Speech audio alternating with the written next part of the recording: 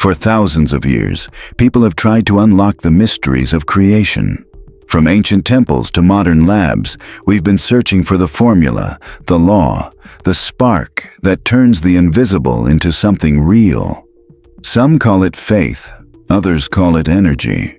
But the wise gave it a deeper name: metaphysical substance.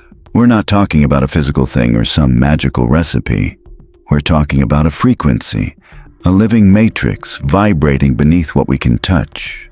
A formless substance shaped by your consciousness.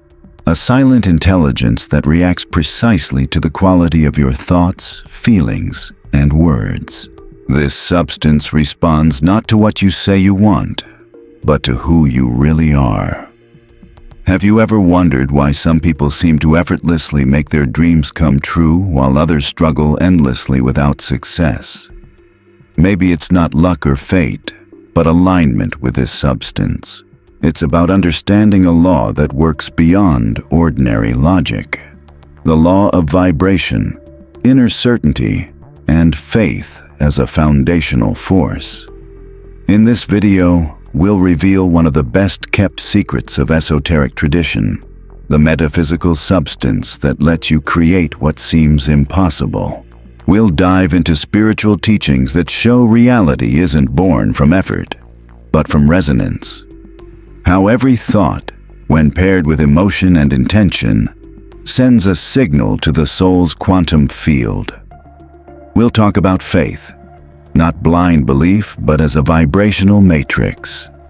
Imagination, not just fantasy, but a gateway to other realities. The word as sacred code, and the present moment as the only time when miracles happen. This knowledge isn't random or modern speculation. It's rooted in metaphysical philosophy, symbolic scriptures, and the vibrational understanding of the universe around us. And if you're here, it's no accident. You've been called to remember what you always knew.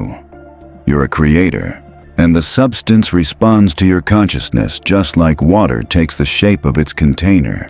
Get ready, because what you're about to hear could completely change how you see your life. Miracles are simply a natural result of understanding this substance. Since the earliest civilizations looked up at the stars, humanity has sensed there's something beyond what's visible.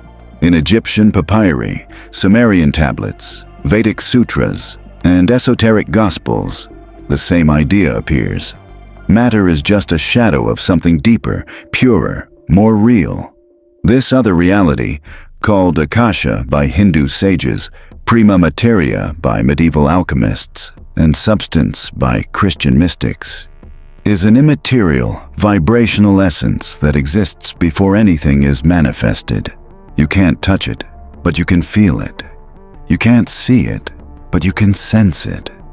It's like the silence holding music, or the space allowing things to exist. The ancients called it ether, not the scientific concept from the 19th century, but a spiritual field, an invisible ocean of pure possibility. This substance goes by many names, but its role is always the same: to be the container of human desire and the matrix of manifestation. In Kabbalah, it's known as the Esoph, the unmanifested part of God from which the Sephirot, or divine attributes, flow to shape creation. In Taoism, it's the Tao before it splits into yin and yang. In Christian Gnosis, it's the Logos before becoming flesh. But it was in 20th century spiritual metaphysics, especially the New Thought movement, that this idea was organized and put into modern terms by authors like Neville Goddard, Florence Scovel Shinn, and Emmett Fox, who interpreted Christ's teachings through a symbolic and vibrational lens. For them, Jesus' miracles weren't supernatural breaks in the law, but perfect demonstrations of how the spiritual law works when understood with expanded awareness. The famous line from Hebrews 11:1, "Faith is the substance of things hoped for, the evidence of things not seen," holds a powerful truth. In ancient Greek, substance, hypostasis, doesn't mean physical matter, but an invisible base, an essential foundation. It's the vibrational support on which form is built. And evidence doesn't mean external proof, but internal certainty, a spiritual vision that comes before physical sight. This faith isn't religious feeling or blind hope. It's a vibrational certainty that reshapes reality. It's a substance, an invisible matrix that responds not to what we ask for, but to what we believe as real. This idea spans religions and philosophies and stays consistent in all deep esoteric teachings. Creation begins not with the physical, but the invisible, and you are its architect. Now that we understand there's a substance before form, an immaterial matrix before the visible, we need to see how it shows up and how we can work with it.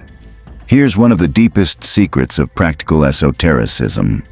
The metaphysical substance isn't shaped by hands, but by consciousness.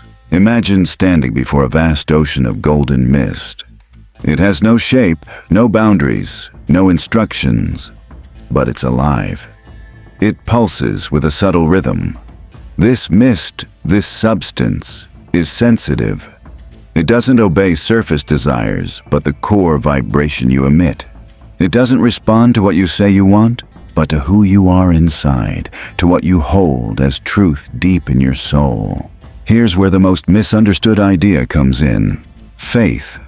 Not the faith that hopes, begs, or doubts, but faith as hypostasis.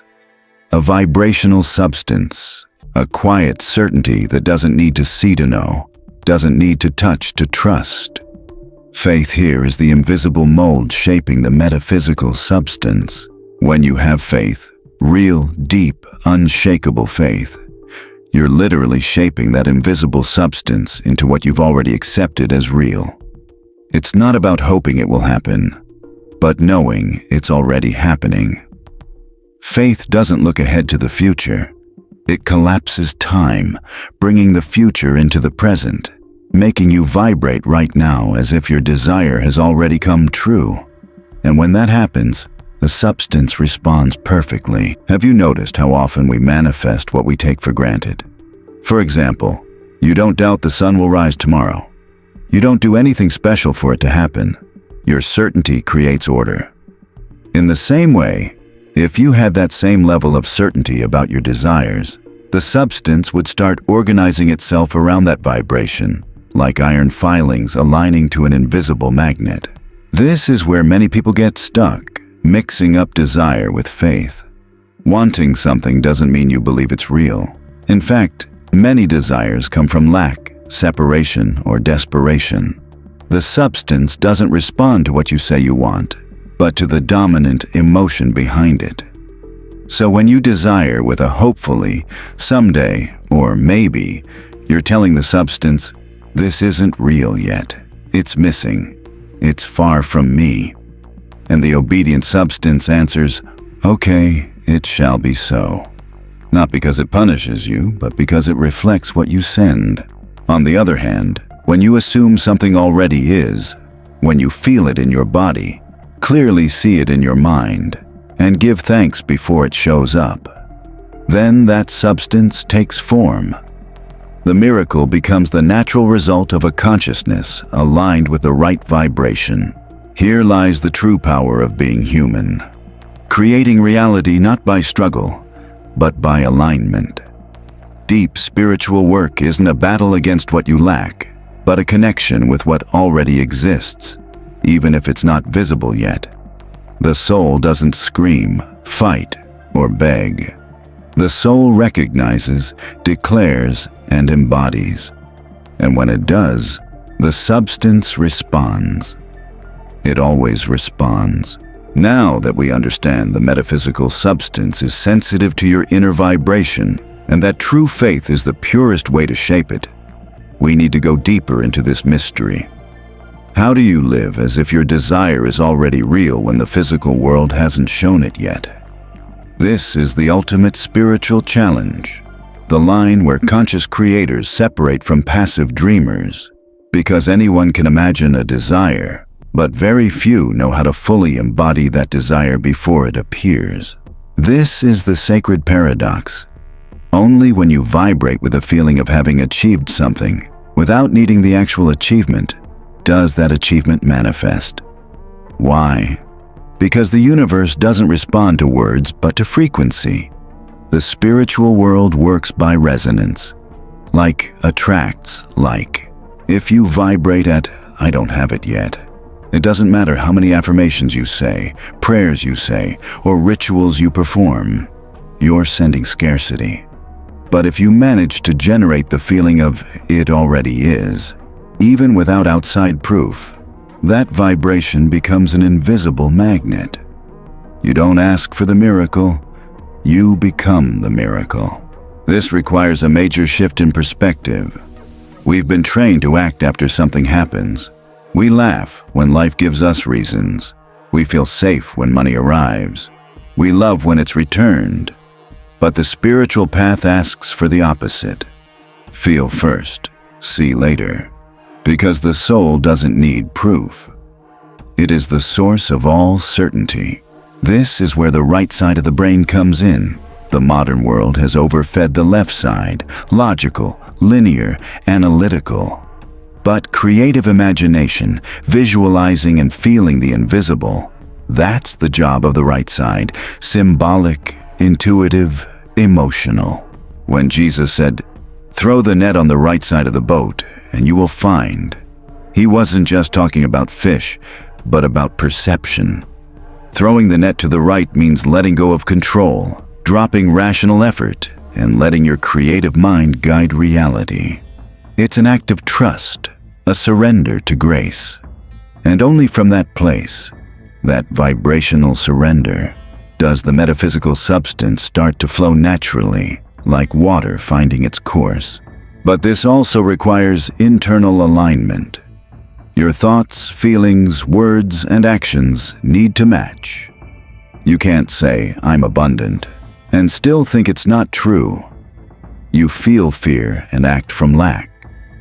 The substance gets confused by mixed signals, like an antenna losing connection when broadcasting different frequencies at once. It also demands something subtle but crucial: being fully present.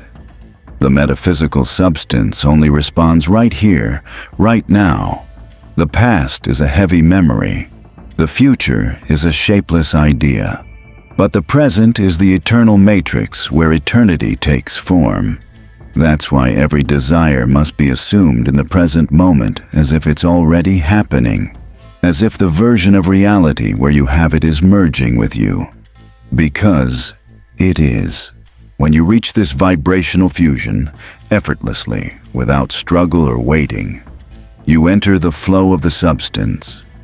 You stop swimming upstream, stop begging, stop doubting. You become a channel, a bridge, a creative force. Then reality responds like a shadow follows the body. Not because you force it, but because you've become one with it. Knowing there's a metaphysical substance responding to your consciousness is powerful, but living in harmony with that truth, that's mastery. It's not about collecting information, but becoming a clear, steady, vibrant vessel that holds the flow of creation. The first key is this: care for your inner world.